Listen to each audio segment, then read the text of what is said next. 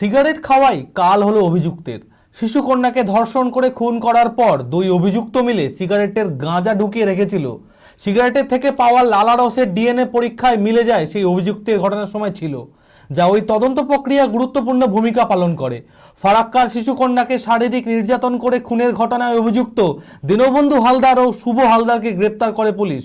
সমস্ত সাক্ষ্য গ্রহণের ভিত্তিতে অভিযুক্ত দুজনকে দোষী সাব্যস্ত করেন জঙ্গিপুর মহকুমা আদালতের বিচারক অমিতাভ মুখার্জি। শুক্রবার হবে রায় ঘোষণা। মানসিক স্বাস্থ্যের জন্য সবার আগে যে নামটি মনে ভেসে ওঠে, সুস্থ মনের ঠিকানা মনোবীক্ষণ। যোগাযোগ নাম্বার 7477799516। গত 13ই অক্টোবর ফারাক্কায় দাদুর বাড়িতে বেড়াতে এসে নিখোঁজ হয়ে যায় বছর 9-এর এক বালিকা। প্রতিবেশী মাছ ব্যবসায়ী দীনবন্ধু হালদারের বাড়ি থেকে উদ্ধার হয় ওই নাবালিকার বস্তাবন্দি মৃতদেহ। চরম নৃশংসভাবে শারীরিক নির্যাতন করে খুন করা হয় ওই নাবালিকাকে। অভিযোগের ভিত্তিতে অভিযুক্ত দীনবন্ধু হালদার ও শুভ হালদারকে গ্রেপ্তার করে পুলিশ।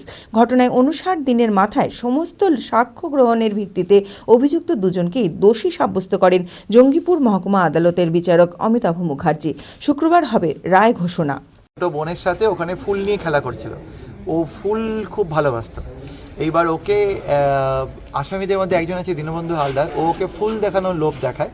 বাকি মেয়েরা বলে আমরাও যাব, বাকি মেয়েদেরকেও বলে না তোমাদের আসতে হবে না, বলে দীনবন্ধু আলাদা করে এই মেয়েটিকে নিয়ে তার নিজের বাড়িতে যায়। নিজের বাড়িতে যাওয়ার পর মেয়েটিকে নিয়ে ও ঢোকে, ওখানে একজন উল্টো দিকের বাড়ির এক মহিলা ওই ভিকটিমকে নিয়ে ওকে ঢুকতে দেখে। তার ঠিক কয়েক মিনিটের মধ্যে আরেকজন আসামি শুভজিৎ হালদার সেও ওই বাড়ির মধ্যে ঢোকার পর তারপর দুজনে মিলে ওই মেয়েটির মুখে কাপড় চাপা দিয়ে নৃশংসভাবে ওকে ফিজিক্যাল টর্চার করে, রেপ করে দুজনে মিলে।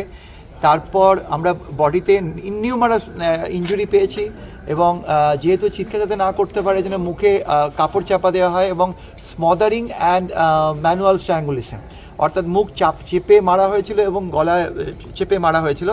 এবং পরবর্তীকালে ইনভেস্টিগেশনে আসামি স্বীকার করেছে যে আরেকটা জিনিস দিয়ে মার্ডার করেছিল, সেটা হচ্ছে একটা কাপড় দিয়ে, যেটা স্ট্র্যাঙ্গুলেশন বা লিগেচার বলি। তো বিভিন্নভাবে মার্ডারটা কনফার্ম করার পর ফের আবার এর উপরে রেপের অ্যাটেম্প করে, অর্থাৎ মৃত্যুরকে অ্যাসিওর করার পরেও এর উপরে এদের শারীরিক চরিতার্থ করে।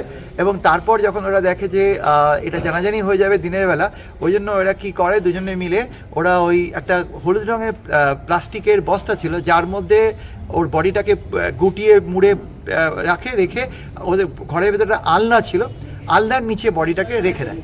এবং তারপরে ওর মা যখন ওখানে যে বাচ্চা মেয়েটি ওদের সঙ্গে খেলছিল, এই যখন বাচ্চাটাকে খুঁজে পাওয়া যায় না, তখন ওরই মাস্টারের বোন বাচ্চা মেয়েটি তখন সবাইকে বলে যে দিনু আমাদের ভিকটিম গার্লকে নিয়ে গেছে। তারপরে দিনুর বাড়িতে প্রথমবার যাওয়া হয়, দিনু অস্বীকার করে এবং বলে আমায় ডিস্টার্ব করো না, ভিতর থেকে দরজা বন্ধ করে দেয়। এবং আরেকজন যে আসামি ছিল সে বাইরে থেকে শিকলটা দিয়ে যায় এটা দেখানোর জন্য যে বাড়ির ভেতরে কেউ নেই। ওরা একসঙ্গে বসে কলপারে সিগারেটের মধ্যে গাঁজা পুড়ে খায়, ওটা ওদের কাল হয়েছে, কারণ এই সিগারেটের বাটের মধ্যে দীনবন্ধু হালদারের ডিএনএ পাওয়া যায়। এরপর পরবর্তীকালে ইনভেস্টিগেশন যখন শুরু হয়, সেকেন্ডবার যখন আসে তখনও ওর বাড়ির ঘরটার ভেতরটা অন্ধকার ছিল, ভেতরে ঢুকতে দেয়নি। থার্ডবারের বার যখন সবাই মিলে আসে তখন দরজা যখন খুব চাপড়ানো হয় তখন বাধ্য হয় দরজা খুলতে, চাবি দিয়েছিল, খোলার পর ভেতরে ঢুকে যখন আলো জ্বালানো হয় তারপর দেখা যায় যে আলনার নিচে একজন মহিলা ছিলেন, তিনি খুব খুব স্ট্রং উইটনেস আমাদের মামলায়, খুব সাহস করে উনি সাক্ষী দিতে এসেছিলেন। তিনি নিজে একজন প্রেগনেন্ট মহিলা এবং তিনি সেই অবস্থাতেই ওই হলুদ রঙের প্লাস্টিকটি উল্টে দেয় এবং সেখান থেকে ওই মেয়েটির জড়ানো দেহ বেরিয়ে আসে। তো এরপরে ইনভেস্টিগেশন স্টার্ট হয়ে কিডন্যাপিং, অ্যাবডাকশনস এবং কিডন্যাপিং এবং তার সঙ্গে মার্ডার, রেপ, গ্যাং রেপ, এই ধরনের এই সেকশনগুলো এবং সেকশন 6 অফ পক্সো একটি চার্জ ফ্রেম হয়। আজকে 59 দিনের মাথায় এদেরকে দুজনকেই দোষী সাব্যস্ত করা হলো। শুভজিৎ হালদারের এগেনস্টে কিডন্যাপিংয়ের আমাদের অভিযোগ ছিল না, কারণ শুভজিৎ ওকে নিয়ে এসেছিল দিনু, তার জন্য কিডন্যাপিংয়ের অফেন্সটা শুধুমাত্র দীনবন্ধুর ক্ষেত্রে, বাকি সমস্ত অফেন্সগুলো দুজনের উপর ইকুয়ালি অ্যাপ্লিকেবল হয়েছে। কালকে আমাদের সেন্টেন্স পয়েন্টে হেডিং আছে, যতগুলো সেকশনে চার্জ ফ্রেম হয়েছে তার মধ্যে 4টে সেকশনের ম্যাক্সিমাম পানিশমেন্ট আছে ডেথ সেন্টেন্স। এই কেসে দুজন আসামি ছিলেন, একজন দীনবন্ধু হালদার, একজন শুভজিৎ হালদার।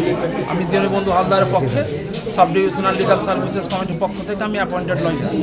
দীনু হালদারের আর্থিক ক্ষমতা ছিল না, সেই কারণে সরকার পক্ষ থেকে আইনজীবী দেওয়া হয়েছিল। আজকে দোষী সাব্যস্ত হলো দুজন।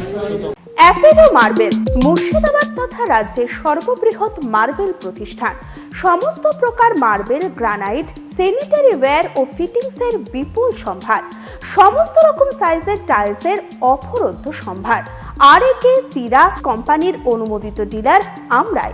কাজারিয়া টাইলসের মুর্শিদাবাদে আমরাই একমাত্র স্টার ডিলার। বিশদে জানতে আজই যোগাযোগ করুন Apollo marble, Chuapur, Baharampur, Murshidabad. Mobile number 9474102078।